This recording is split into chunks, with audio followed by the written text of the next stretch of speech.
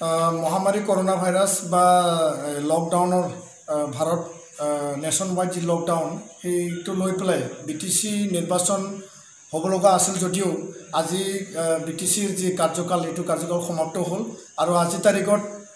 অসমৰ মহামহিম ৰাজ্যপালৰ যি নটিফিকেশন যোগেদি বিটিসি অঞ্চলত অনাগত সময়ৰ কাৰণে যে ৰাজ্যপাল শাসন প্ৰৱৰ্তন কৰা হ'ল সেই ৰাজ্যপাল শাসনটো নিখিল বড়ো ছাত্ৰ সন্থাই আদৰণি জনাইছোঁ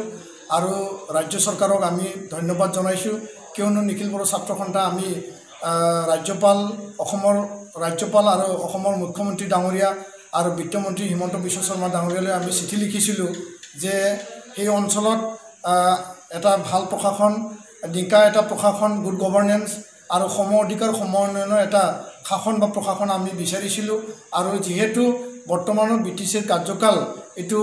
আজি উকুলি গ'ল আৰু উকুলি যোৱাৰ পিছত নিৰ্বাচন পতাৰ কাৰণে যেহেতু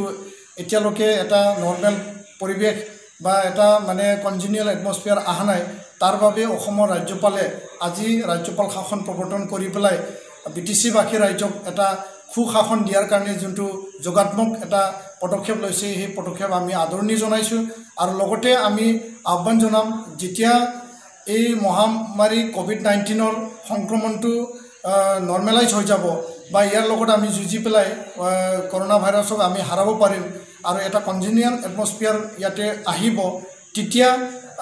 গণতান্ত্ৰিক যি প্ৰক্ৰিয়া বা গণতান্ত্ৰিক যি মূল্যবোধ এই গণতান্ত্ৰিক যি ৰাজ্যৰ অধিকাৰ ৰাজ্যক দিয়া সেই ফ্ৰেছ নিৰ্বাচন পাতি পেলাই যাতে ৰাজ্যক অধিকাৰ দিব পাৰে সেই পদক্ষেপ নিশ্চয় অনাগত সময়ত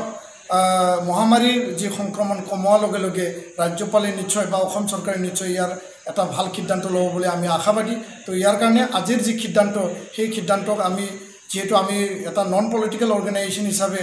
সেই অঞ্চলক এটা সচেতন সংগঠন হিচাপে আমি বিচাৰি আহিছিলোঁ আৰু এই আমি বিচৰা মতে যেহেতু ৰাজ্যপালৰ শাসন প্ৰৱৰ্তন হ'ল সেইটো আমি ৰাজ্যপাল আৰু অসম চৰকাৰক আমি পুনৰবাৰ ধন্যবাদ যাচি তেওঁলোকলৈ আমি ধন্যবাদ